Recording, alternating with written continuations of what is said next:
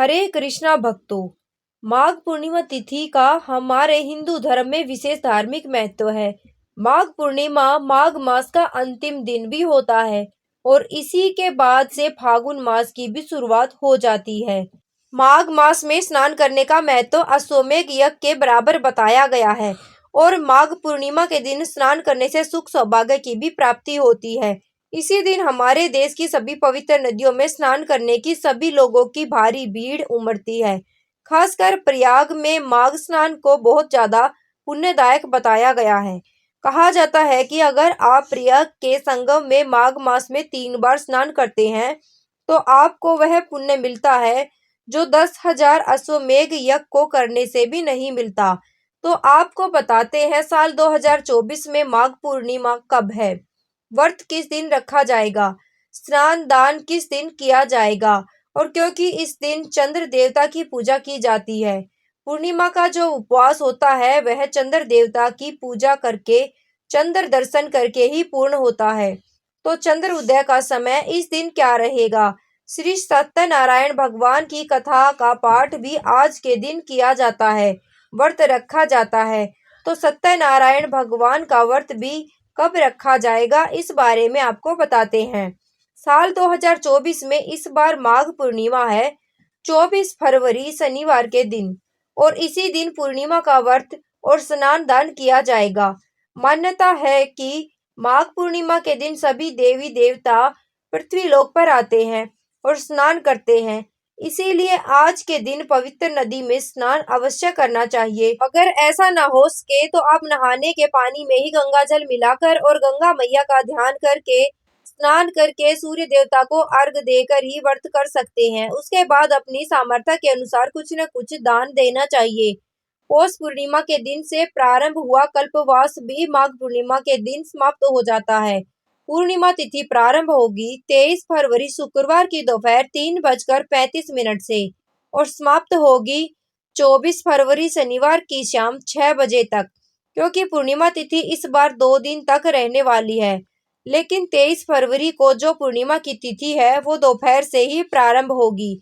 ऐसे में उदया तिथि के अनुसार व्रत 24 फरवरी को रखना ही शुभ रहेगा और इस दिन चंद्र उदय का समय है वह रहेगा शाम 6:24 पर। भले ही शाम 6 बजे से पूर्णिमा तिथि समाप्त हो गई हो, लेकिन आप शाम की पूजा 6:24 पर करने के बाद अपना उपवास खोल सकते हैं। श्री सत्यनारायण भगवान का व्रत भी 24 फरवरी को ही रखा जाएगा। पूर्णिमा के दिन भगवान श्री हरि, माँ लक्ष्मी जी, शिव सहित समस्त शिव परिवार और श्री सत्यनारायण भगवान के साथ चंद्र देवता की पूजा करनी चाहिए। आज के दिन अपने पितरों के निमित्त जल का तर्पण अवश्य करना चाहिए। माघ के महीने में तिलों का विशेष प्रयोग बताया गया है, तो तिलों का दान कर सकते हैं। तिल से आप हवन कर सकते हैं और अपने सामर्थ्य के अनुसार आज के दिन कुछ न कुछ दान कर सकते हैं। दान आप मौसमी वस्त्रों, मौसमी फलों, सब्जियों या फिर गुड़, घी, गऊ आदि का भी दान कर सकते हैं।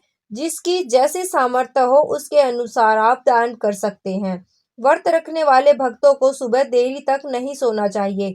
जहाँ तक हो सके ब्रह्म मुहूर्त में उठकर ही स्नान आदि से निर्वृत्त होकर सूर्य देवता को जल अर्पित करके फिर पूजा करनी चाहिए। पूर्णिमा व्रत की कथा अवश्य ही करनी चाहिए।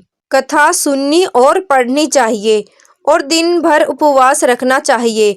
शाम को चंद्र उदय होने पर चंद्र देवता को जल का अर्घ देकर और धूप दीप दिखाकर आदि करने के बाद खीर का भोग लगाकर उसी खीर को प्रसाद के रूप में ग्रहण करके अपना उपवास खोलना चाहिए। इस दिन सफेद वस्तुओं का प्रयोग ज्यादा से ज्यादा करना चाहिए। घर में लहसुन प्याज का सेवन नहीं करना चाहिए। नाखून, बाल इत्यादि नहीं काटे और दीपदान जरूर करें। पूर्णिमा के दिन किए गए दीपदान से भक्तों के सभी पाप कट जाते हैं और अंत में मोक्ष की प्राप्ति होती है। दीपदान अपने आसपास के मंदिर में, पवित्र वृक्षों के नीचे, तुलसी जी के पौधे में भी कर सकते हैं। ध्यान रखें कि भगवान विष्णु को जो भी भोग लगाए साथ में तुलसी जी के पत्ते को जरूर रखें, लेकिन पूर्णिमा के दिन भी तुलसी का पत्ता नहीं तोड़ना चाहिए। इसीलिए एक दिन पहले ही तुलसी के पत्ते को भी तोड़ कर रख ले। जिन लोगों की कुंडली में चंद्रोदय हो, मन अशांत रहता हो, बहुत ज्यादा मानसिक तनाव रहता हो, ऐसे लोगों को चंद्र देवता की पूजा अवश्य करनी चाहिए। ये थी आज की वीडियो। उम्मीद है आपको जानकारी अच्छी लगी होगी। अच्छी लगी हो तो वीडियो को लाइक शेयर करके चैनल को सब्सक्राइब करके जरूर जाना।